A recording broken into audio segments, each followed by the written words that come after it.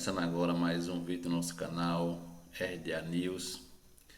E eu gostaria de compartilhar com vocês aqui algumas matérias interessantes que eu selecionei aqui para conversar com vocês.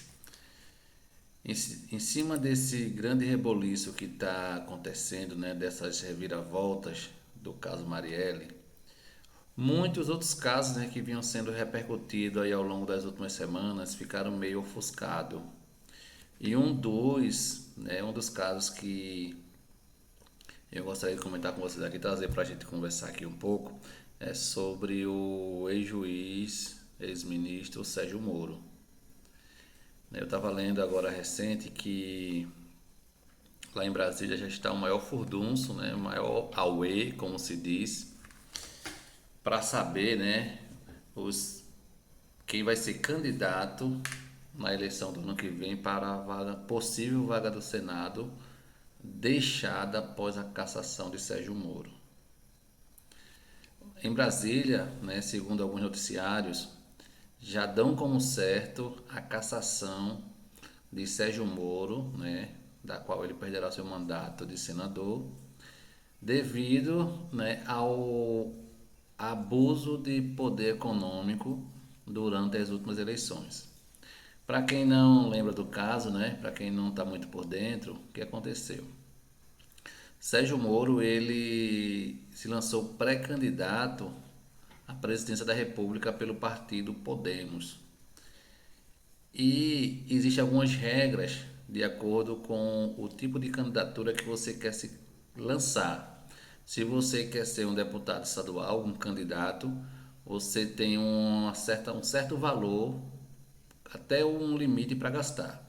Se você vai se candidatar a deputado federal, esse valor é maior e tem um teto.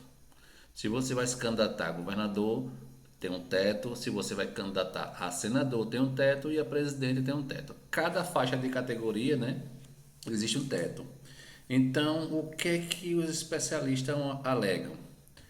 Que Sérgio Moro, pelo fato de ter se lançado a pré-candidato à presidência, ele pôde usufruir de muitos recursos do partido Podemos, onde ele usou para ter projeção nacional.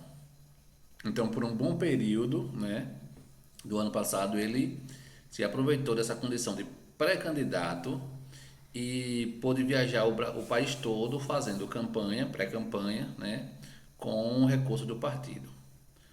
Mais adiante, já na véspera da janela de transferência partidária, o Sérgio Moro ele se transfere para a União Brasil e, como não teve chance de se lançar candidato a presidente pela União Brasil, ele tenta se lançar candidato ao Senado por São Paulo.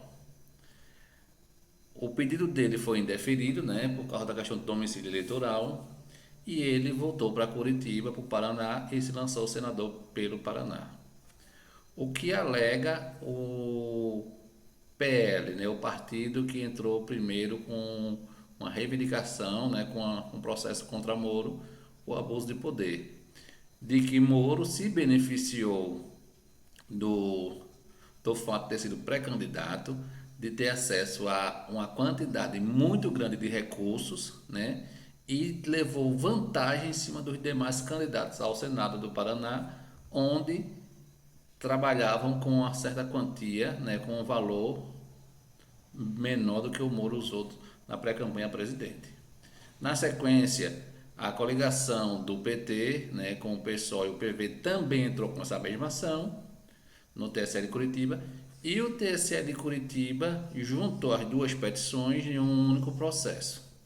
E segundo especialistas, né, já existem precedentes nesse caso, né, o ano passado, 2021, se não me falha a memória, teve o caso da senadora mato-grossense, a juíza Selma, né, que por muito tempo recebeu o nome de Moro de Saia. Então ela também foi cassada o seu mandato de senadora pelo Mato Grosso por abuso de poder econômico. Então, tendo em vista todo esse histórico, esse precedente, já é dado como certo em Brasília, no meio político, que o ex-juiz, ex-ministro Sérgio Moro já é um ex-senador em atividade.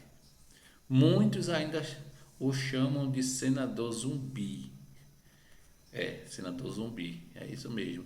É os comentários que está acontecendo, né, que rola nos corredores do Senado em Brasília, onde cada dia que se passa o senador Sérgio Moro ele está mais isolado politicamente.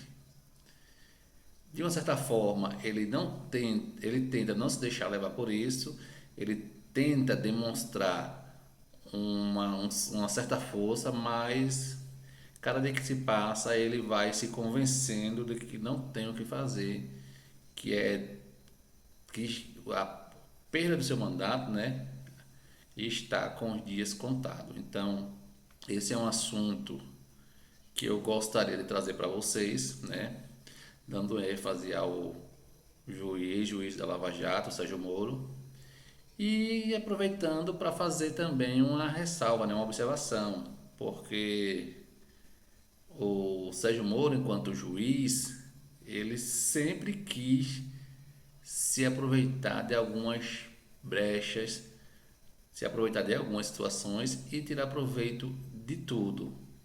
Só que a partir do momento que ele perdeu, que ele deixou a toga, ele perdeu o poder que ele tinha. Então, no meio político as coisas são diferentes.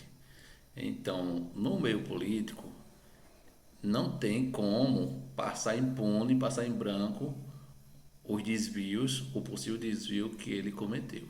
Então, ele quis ser esperto, ele quis se dar bem e no final das contas quebrou a cara. Então é isso, esse é o primeiro ponto de hoje.